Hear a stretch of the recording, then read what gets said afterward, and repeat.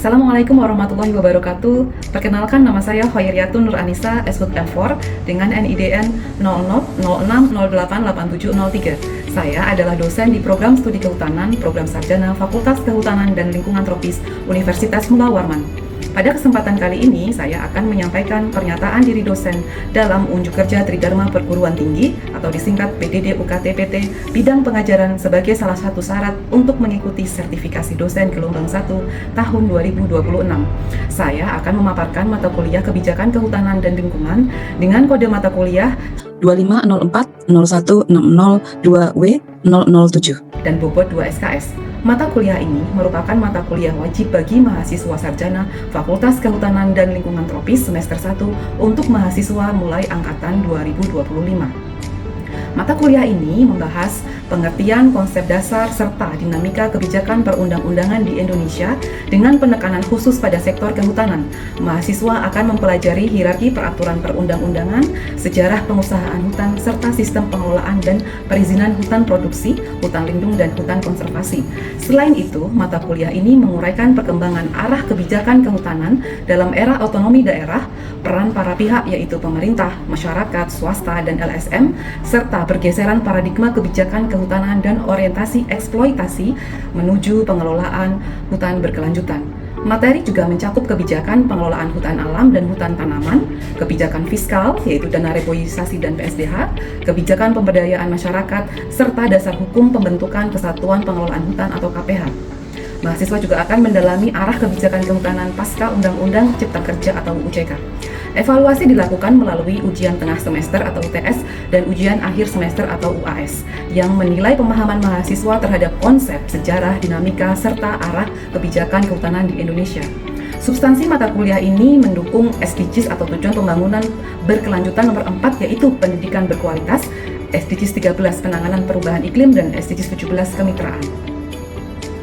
Kemudian, capaian pembelajaran lulusan atau CPL program studi pada mata kuliah ini terdiri dari CPL 1 memiliki tanggung jawab untuk bekerja secara profesional baik secara mandiri maupun dalam tim pada bidang kehutanan dan lingkungan tropis termasuk kewirausahaan sosial. CPL 2 mampu menguasai konsep teoritis dan prinsip dasar ilmu kehutanan dan lingkungan tropis serta menerapkannya secara ilmiah dalam identifikasi dan integrasi elemen-elemen penting di bidang tersebut. Dan CPL 3 mampu menerapkan pemikiran logis, kritis, sistematis, dan inovatif dalam menyelesaikan permasalahan di bidang kehutanan dan lingkungan tropis, serta melakukan kajian pengembangan ilmu pengetahuan dan teknologi berbasis data dan informasi yang relevan. Kemudian, capaian pembelajaran mata kuliah atau CPMK untuk mata kuliah ini terdiri dari 3, yaitu CPMK 1, mahasiswa mampu menguasai konsep teoritis dan prinsip dasar kebijakan publik, serta pengelolaan sumber daya hutan, mampu menjelaskan dinamika dalam pengelolaan hutan di Indonesia dari perspektif kebijakan dan pelibatan masyarakat, itu CPMK 2, kemudian CPMK 3, mampu merencanakan, melaksanakan, mengorganisasikan, dan mengevaluasi kegiatan bidang kehutanan dan lingkungan tropis. CPMK tersebut dicapai melalui berbagai sub-CPMK yang diajarkan dalam 14 kali pertemuan dan 2 kali ujian yaitu UTS dan UAS. Materi pembelajaran mata kuliah ini meliputi yang pertama konsep dasar kebijakan publik, hierarki kebijakan Republik Indonesia dan kebijakan pengelolaan hutan di Indonesia. Kedua, sejarah penguasaan kehutanan, pengelolaan dan pengusahaan hutan, produksi, hutan lindung, dan hutan konservasi, serta perkembangan kebijakan kehutanan era otonomi daerah. Ketiga, para pihak yang terlibat dalam pengelolaan kehutanan, menjelaskan pergeseran paradigma pengelolaan dan arah kebijakan pasca Undang-Undang Cipta Kerja. Dan keempat, model-model pengelolaan hutan lestari, serta mekanisme pendanaan yang mendukung pengelolaan. Selanjutnya, materi-materi tersebut didetailkan menjadi berbagai macam materi pembelajaran dalam mata kuliah dalam 14 pertemuan. Selanjutnya, metode pembelajaran yang diterapkan dalam kuliah ini adalah blended learning dengan sistem delivery, interaction, dan assessment. Delivery karena saya memberikan material dan RPS mata kuliah kepada mahasiswa yang dapat diakses melalui aplikasi universitas yaitu STAR. Materi yang saya sampaikan menggunakan berbagai media pembelajaran termasuk video, kuis online, maupun aplikasi lainnya yang mendukung pendidikan. Interaction karena saya menggunakan cara komunikasi 2 arah dalam kelas berupa tanya jawab, diskusi bersama, dan refleksi. Sedangkan assessment karena sistem penilaian yang saya lakukan meliputi sistem non-tes dan sistem tes. Sistem non-tes meliputi penilaian tugas individu, proyek kelompok, serta keaktifan dan sikap dalam kelas. Sedangkan nilai tes didapat dari UAS dan UTS. Untuk skema penilaian mahasiswa yang digunakan terdiri dari afektif, yaitu sikap dan keaktifan 10%, tugas individu 25%, proyek yang merupakan kelompok 25%, UTS 15%, dan UAS 25%, sehingga total 100%. Referensi yang saya gunakan pun dalam kuliah ini adalah buku-buku referensi, artikel dari jurnal-jurnal berreputasi yang terus diperbaharui, termasuk dari laporan penelitian saya sendiri juga, sesuai dengan perkembangan dari kebijakan kehutanan dan lingkungan di Indonesia maupun global. Demikian penjelasan saya mengenai mata kuliah kebijakan kehutanan dan lingkungan. Selanjutnya saya akan melaksanakan pembelajaran mata kuliah tersebut di kelas. Terima kasih dan selamat menyaksikan. Assalamualaikum. Selamat pagi semuanya. Bagaimana kabar hari ini? Baik. Ya, baiklah teman-teman, sebelum kita mulai kuliah pada pagi hari ini, alangkah baiknya kita berdoa terlebih dahulu. Berdoa menurut agama kepercayaan masing-masing, dipersilakan.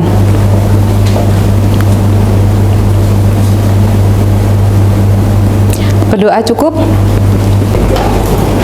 Baik, sesuai jadwalnya ya, hari ini kita mata kuliah kebijakan kehutanan dan lingkungan. Nah, sebelum saya mulai untuk perkuliahan pada pagi hari ini, saya coba dulu untuk mempresensi teman-teman ya, apakah hadir atau tidak pada hari ini.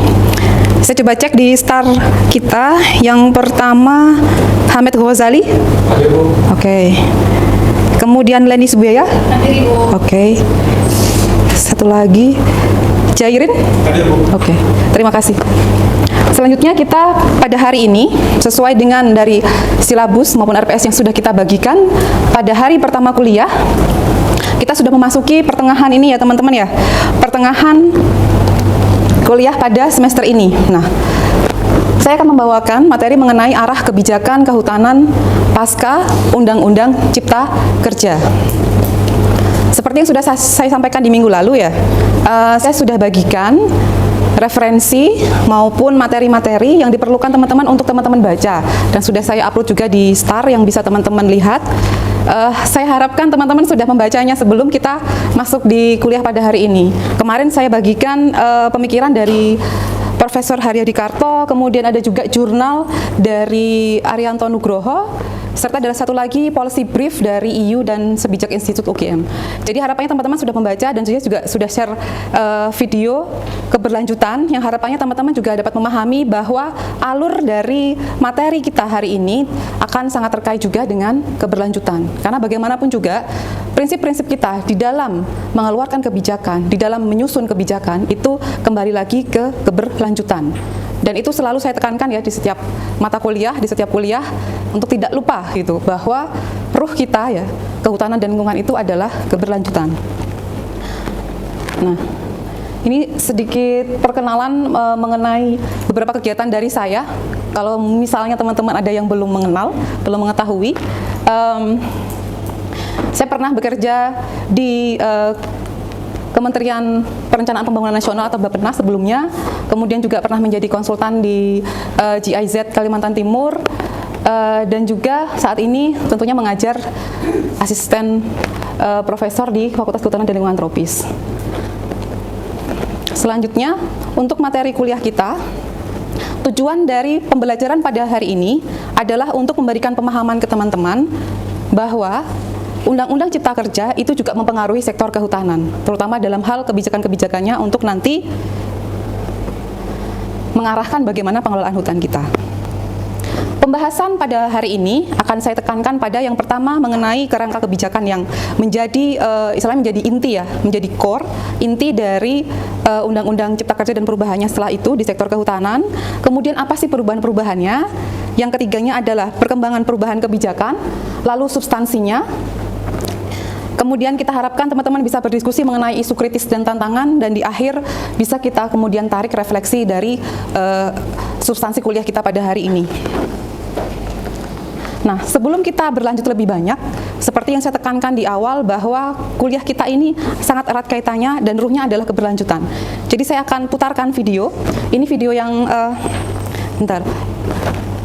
ini adalah video yang saya susun sendiri. Yang harapannya nanti teman-teman bisa memahami apa sih konsep keberlanjutan itu, pilar-pilarnya apa, dan bagaimana contoh penerapannya. Silahkan di Apakah konsep keberlanjutan kehutanan itu dan bagaimana konteksnya di Indonesia? Mari kita kupas satu persatu. Definisi konsep keberlanjutan tidak lepas dari pembangunan berkelanjutan. Berdasarkan dari definisi Undang-Undang 52 tahun 2009 menyebutkan bahwa hak esensial untuk manusia hidup karena manusia merupakan bagian dari ekosistem itu sendiri sehingga akan saling mempengaruhi.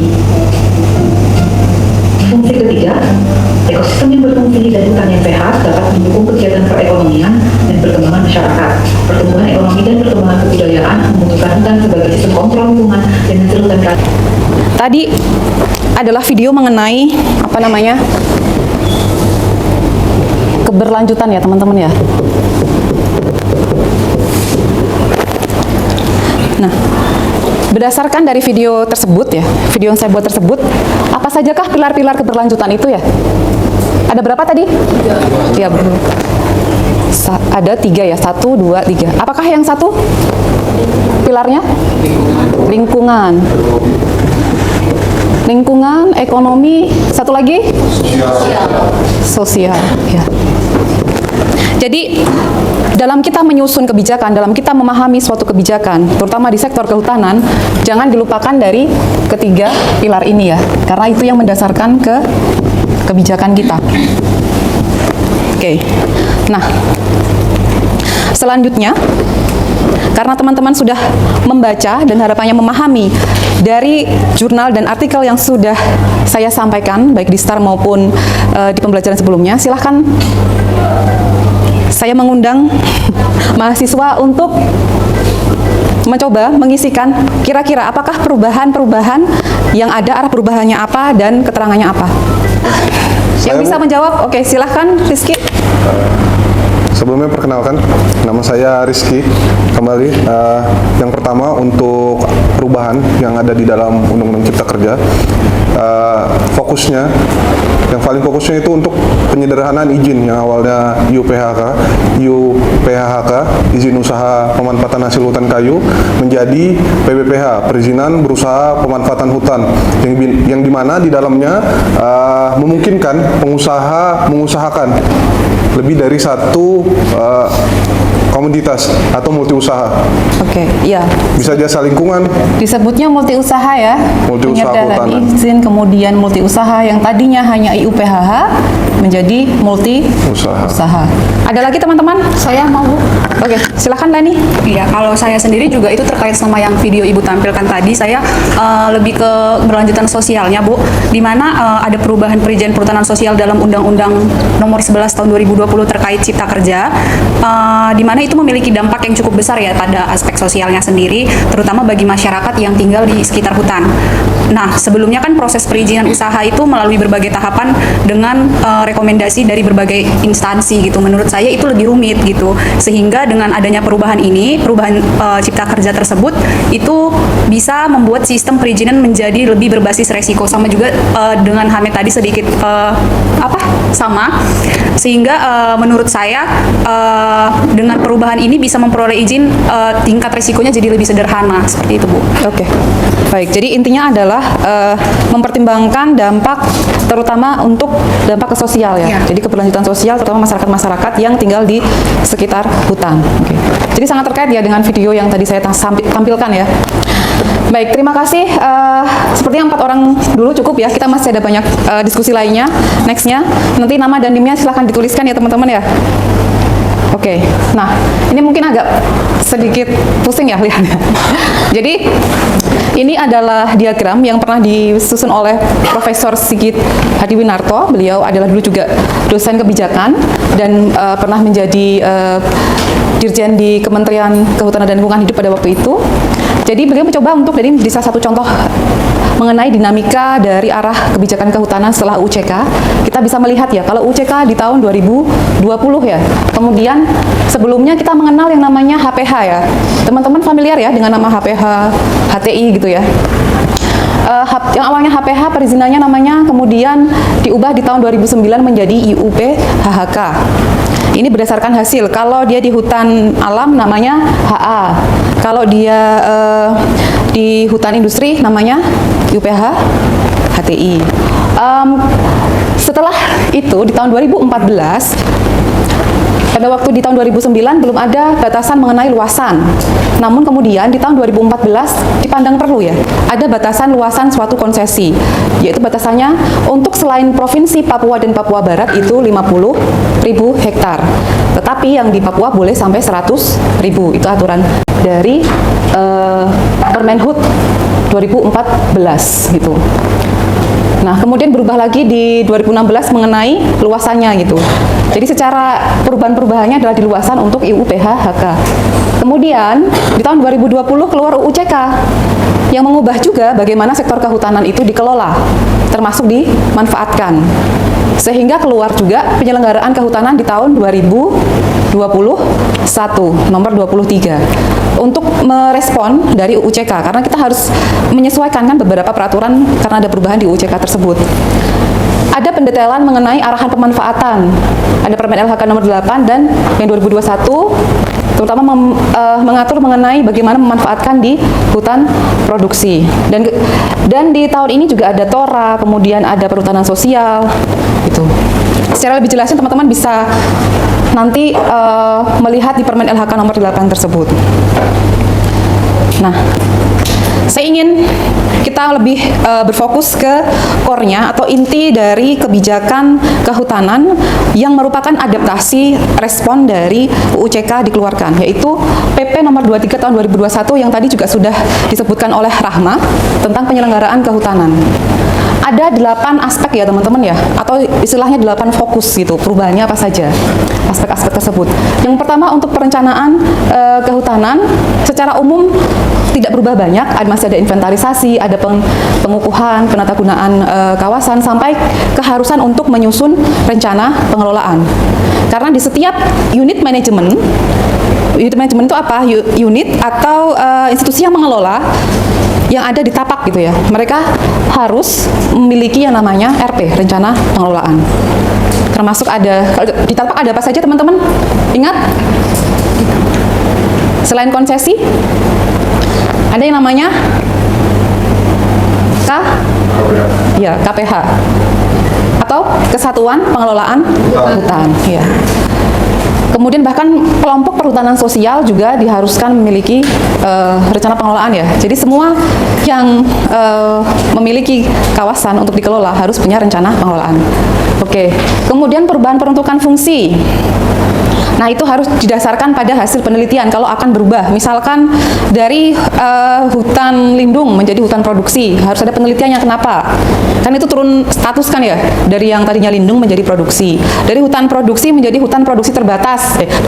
Turun menjadi hutan produksi yang dapat dikonversi atau HPK gitu. Atau dinaikkan gitu ya, dari hutan produksi menjadi hutan konservasi misalkan. Penggunaan kawasan, tata hutan ya, pengelolaan perhutanan sosial, perlindungan gitu, pengawasan, ya. Nah, ini adalah salah satu bentuk pengelolaan bersama ya. Di pengawasan, menteri atau gubernur yang sesuai dengan kewenangannya melakukan pengawasan. Jadi pengawasan untuk kawasan hutan itu tidak hanya lekat di pemerintah pusat, tetapi pemerintah daerah juga. Nah, selanjutnya sampai ke ada sanksi administratif gitu. Bahkan gubernur dan bupati, wali kota gitu ya, bisa memberikan sanksi administratif. Nah, ada 8 aspek nih. Kira-kira penyelenggaraan kehutanan ini kalau dilihat dari skopnya secara spasial seperti apa sih? Teman-teman masih ingat nggak?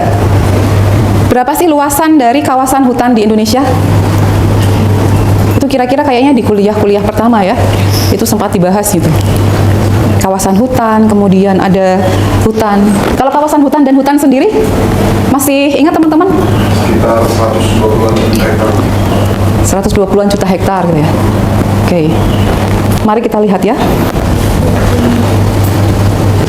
Nah, ini ya teman-teman ya.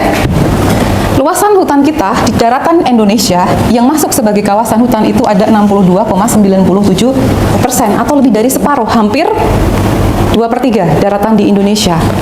Gitu. Apa yang disebut dengan kawasan hutan sendiri? Mengapa menjadi signifikan? Nah, kawasan hutan adalah kawasan yang ditetapkan menjadi kawasan hutan oleh pemerintah. Gitu. Jadi di awal-awal kuliah dulu saya sempat menjelaskan hutan secara pengertiannya teori dan secara pengertiannya kebijakan, karena nanti akan berbeda. Jadi kalau kawasan hutan yang merupakan hutan negara itu ada 62,97% sesuai dengan data di tahun 2022. Gitu. Dan 62,97% ini itu juga terdiri dari berbagai macam fungsi. Ya. Ada hutan lindung, hutan produksi, dan hutan konservasi ya. Hutan produksi sendiri terbagi menjadi 3 lagi ya. Hutan produksi terbatas atau HPT, hutan produksi tetap HP, hutan produksi yang dapat dikonversi HPK. Nah, berdasarkan dari distribusi persentasenya, bisa kita lihat ya teman-teman ya, bahwa kalau di total hutan produksi itu besar ya teman-teman ya. Lebih dari 50%. Ini hutan konservasi 21,79 dan hutan lindung 23,51. Kalau ditotalkan sekitar 44-45% saja. Sisanya 65%, 55%-nya 55%-nya adalah hutan produksi. Tuh, jadi bisa dilihat hutan kita gede gitu ya. Tersebar di seluruh Indonesia gitu. Di berbagai wilayah di sini. Berdasarkan warnanya kan ada macam-macam di situ gitu. Jadi pentingnya penyelenggaraan kehutanan itu akan mempengaruhi bagaimana keseluruhan kawasan itu dikelola gitu. Dan kita kembalikan ke UUD 1945 pasal 33 mengenai bahwa kekayaan alam dan isinya dipergunakan sebesar-besarnya untuk kemakmuran rakyat. Nah, itu. Oleh karena itu penting ya bahwa dalam menyusun kebijakan sektor kehutanan itu mempertimbangkan keberlanjutan, ada sosial, ekonomi, dan lingkungan. Tidak bisa ditinggalkan. Makanya tadi modelnya di dalam video itu nested ya. Nested itu buletan gitu ya teman-teman ya. Bulet yang paling luar, bulet yang di dalam, dan yang paling dalam. Dia bukan lagi pilar-pilar sendiri-sendiri atau irisan-irisan, tetapi menjadi nested jadi satu gitu. Karena kalau hilang salah satu atau hanya sebelah saja, ya keberlanjutan di kita bisa jadi tidak tercapai ya. Kalau kita hanya mementingkan salah satu aspeknya, ekonomi saja, bagaimana sosial dan lingkungan rusak, sosial itu rentan gitu ya. Atau bagian lingkungan saja, bagaimana kemudian masyarakat bisa hidup dari situ gitu. Dan segala macam ya teman-teman ya. Nah, melihat diskusi kita yang tadi, penjelasan saya juga, dan juga dari berbagai referensi yang sudah teman-teman lihat dan baca, silahkan membentuk 4 kelompok ya, untuk menjawab pertanyaan ini. Kira-kira isu kritis dan tantangannya itu apa gitu? Mengenai arah pembangunan kehutanan setelah UCK. Silahkan dibuat 4 kelompok, kita berdiskusi sekitar 15 menit, 15-20 menit. Setelahnya nanti kita kembali lagi untuk melaporkan hasil dari masing-masing kelompok. Terima kasih. Ini silahkan bisa dituliskan di metaplan ya teman-teman ya. Areal yang sebenarnya sudah memperoleh izin pengelolaan kawasan. Nah, kalau gitu, namun di lapangan masih banyak hambatan. Itu dengan kawasan hutan untuk petani pangan itu baru ada hadir setelah UCK. Yang pertama adalah konflik lahan, dan kedua adalah kurangnya pengakuan hak. Baik, terima kasih teman-teman, kita kembali lagi ya. Sepertinya sudah sangat seru ya. Sudah sangat panas, sudah sangat seru. Tadi udah saling berkompetisi. Nggak saling gontok-gontokan kan ya? Pukul-pukulan gitu. Oke, kalian nggak perlu kembali, sini aja nggak apa-apa posisinya. Karena tadi saya juga sudah melihat satu-satu ya poinnya dari teman-teman. Saya sempat keliling. Isu kritisnya ya, atau concern gitu, dan tantangan. Dan tadi yang kelompok 4 saya sempat ikut diskusi tentang kelembagaan ya tadi. Kelembagaan dan transparansi ya. Satu peta, terutama yang transparansi.